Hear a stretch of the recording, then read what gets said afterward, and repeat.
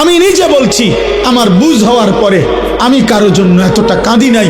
আমি আমার এই নওজোয়ান শহীদ শরীফ উসমান হাদি রাহিমাহুল্লাহ তাআলা, তার জন্য আমার চোখের পানি যেটুকু পড়েছে। আমার শায়েখ আল্লামা মুফতি মুশতাকুন নবী কাসিমি, আমি তাকে দেখছি বাচ্চার মতো অজরে কাঁদছে। একসাথে ভাত খাইতে বসছি, ভাতের থালার সামনে পর্যন্ত হুজুরে দেখছি কাঁদতেছে। কয় মাওলানা, আমি তো ছেলেটারে ভুলতে পারছি না।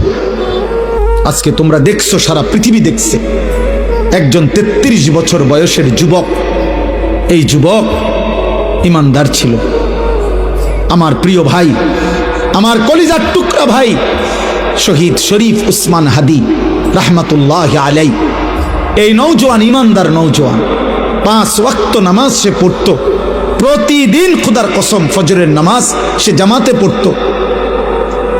ফজরের জন্য বন্ধুদেরকে ডাকতো।